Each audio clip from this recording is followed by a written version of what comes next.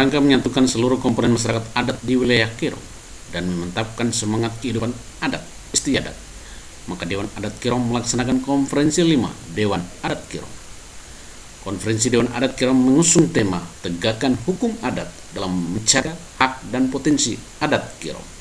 Sedang subtemanya adalah menata kelembagaan adat sebagai rumah besar masyarakat adat Kero yang mandiri.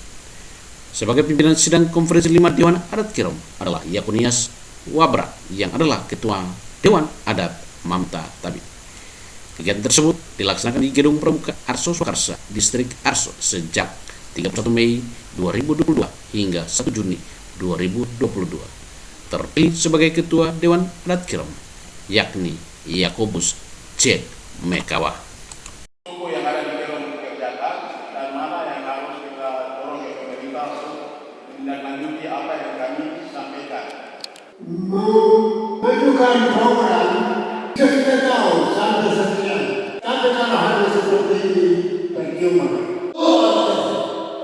Maka saya Yakunias Wabra sebagai Ketua Dewan Papua dan Ketua Dewan Adat Tabib dan sekaligus dipercayakan oleh Leluhur Kero untuk memimpin sidang di tempat ini. Saya menyatakan di demotion.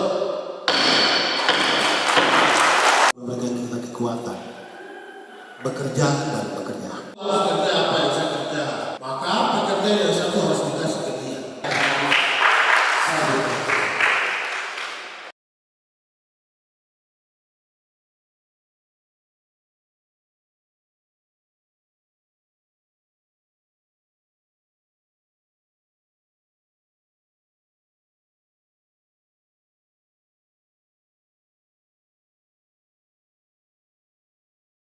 Ya, prosesi dimulai masing-masing langsung mengungkapkan dengan bahasanya masing-masing. Silakan. Yang saya pakai khususnya sempos anuan jumlah pulau Ketapi. Yang Kero sungguh bukan formal jumlah dan mana maksudnya sosok bola ada yang disebut ada waktu onasanya. Terima kasih. Hari ini hari kedua, tanggal 1 ya. Jadi kemarin tanggal 31 hari Selasa kami mulai membuka acara konferensi Dewan Adat Kero yang ke-5 tahun 2022. Sesungguhnya Dewan Adat Kero masih ada 1 tahun lagi. Tetapi di dalam statuta Dewan Adat Papua dan itu sudah merupakan amanah dalam organisasi Dewan Adat Papua sampai dengan Dewan Adat daerah bahwa otoritas dari Dewan Adat itu ada di suku. Jadi apabila kalau ketua-ketua suku menyatakan bahwa itu harus konferensi, maka konferensi harus terjadi. Tanggal 25 April tahun 2022 kemarin, bulan kemarin, itu diminta oleh 7 suku yang ada di daerah adat Kabupaten daerah adat di Kero ini. Mereka yang menyebar dari Wari, Senggi dan sekitarnya sampai di Arso 3 sana dan orang suku yang ada di sini, mereka meminta untuk harus terjadi konferensi karena menurut mereka bahwa Dewan Adat yang sedang berjalan tidak ada sinergitas dengan mereka yang secara baik. Karena mereka pemegang otoritas, maka mereka minta untuk konferensi. Maka proses pelaksanaan konferensi 2 hari, mulai dari kemarin sampai dengan hari ini prosesnya atas permintaan 7 suku. Bukan inisiatif Dewan Adat Kero atau Dewan Adat Wilayah Tabib atau Dewan Adat Papua, tapi ini permintaan 7 suku yang mendiami kabupaten, yang mendiami tanah adat Kero. maaf saya harus ralat kata kabupaten, karena kabupaten ini baru ada kemarin tahun 2002 ya, 2002. Tapi Kerom ini sudah ada, ketua suku itu sudah ada, tidak tahu Tuhan taruh tanah Kerom itu waktu kapan. Dia sudah ada. Jadi saya mau sampaikan bahwa dalam proses ini kita berharap pada pemerintah. Hari ini pemilik rumah ini, pemilik tanah ini, tanah Kerom, bumi Kerom ini, dia mengadakan konferensi. Di dalam konferensi ini ada rekomendasi-rekomendasi yang disampaikan. Dari 18 rekomendasi setelah dibacakan lalu ditambah dengan 2 rekomendasi. Dari 20 rekomendasi yang disampaikan, yang diberikan oleh konferensi ini, kami berharap sudah harus ada kepastian. Harus ada kepastian, maksud saya begini. Apa yang nanti di rekomendasi yang diberikan pada pemerintah, pemerintah tolong tahu diri. Sekali ya, saya minta pemerintah tolong tahu diri. Kau hidup di tanah siapa? Kau hidup di rumah siapa? Kalau kau hidup di rumah saya, apa yang saya suruh kau kerja? Begitu. Saya sebagai ketua Dewan Adat Tangguh dan sekaligus dipercayakan oleh Alam Kerom untuk menjadi ketua sidang, bagian itu yang saya harus tegaskan. Kau tinggal di satu rumah, berarti yang saya suruh kau harus kerja. Dari 20 rekomendasi yang sudah disiapkan dan nanti diserahkan kepada ketua terpilih sebentar lagi nanti, dan itu apabila dikasih kepada pemerintah, tolong dikerjakan. Karena kau hidup di rumah saya. Seperti itu. Mungkin itu yang saya sampaikan dari Bapak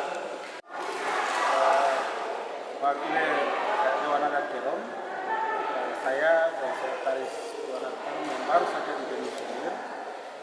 Ini mungkin perlu saya sedikit menyampaikan bahwa dari sejak awal musyawarah 4 Dewan Adat Kerom, amanat yang diberikan kepada masyarakat itu memang kami mengaku bahwa ini sudah berjalan karena memang cara-cara kepemimpinan di adat ini berbeda dengan cara-cara kepemimpinan organisasi, sehingga di sini antara cara kepemimpinan organisasi dan kepemimpinan adat ini itu kadang menjadi beda pikiran, sehingga kenapa harus terjadi seperti ini? Artinya ada pengertian di lain kubu bahwa ini harus begini, ini harus begitu. Itu dasarnya itu. Dan ini jangan kita melihat dari sebuah masalah, tetapi bagaimana kita melihat ini sebagai motivasi untuk ke depan kita memperbaiki. Artinya bahwa semua masyarakat adat ini perlu memilah bahwa tentang sistem organisasi dan sistem kepemimpinan organisasi dan kepemimpinan adat. Kalau kepemimpinan adat pada kepala suku itu kan tidak bisa diganti pada siapapun, jadi itu turun-temurun. Nah, itu kepemimpinan adat. Tapi kalau organisasi itu dipilih secara musyawarah. Nah, ini yang perlu diperhatikan. Akhirnya dalam konferensi ini memang ada tugas-tugas yang harus kita selesaikan. Paling pertama adalah bagaimana kita melihat memperkuat kapasitas adat itu sendiri dan memberikan pencerahan kepada masyarakat bagaimana perbedaan-perbedaan. Jadi saya apresiasi juga ketika ini berjalan dulu juga tidak enak. Sebaiknya ketika ada beda pikiran itu saya kira itu sendiri. Untuk kepengurusan yang ini memang banyak sekali kekurangan ini artinya ini kita berjalan sesuai dengan pikiran masing-masing, tidak menjurus pada keputusan musyawarah, sehingga itu memang kita mengakui bahwa ada kekurangan kita yang sangat besar. Konferensi Musda Dewan Adat Kabupaten Kirong yang kelima ini berlangsung kurang 2 hari ini. Akhirnya juga terjadi dari proses tahapan yang berlangsung sampai terjadinya tahapan terakhir. Terpilihnya saya sebagai Ketua Dewan Adat Kabupaten Kirong atas dukungan dari 7 wilayah adat yang berada di Kabupaten Kirong, memberikan kepercayaan kepada saya, salah satu Dewan Adat Distrik dari Distrik Manen Arso Timur yang memegang wilayah perbatasan NKRI PNG. Untuk itu, dengan adanya kepercayaan yang diberikan kepada saya, itu adalah amanat dari 7 wilayah adat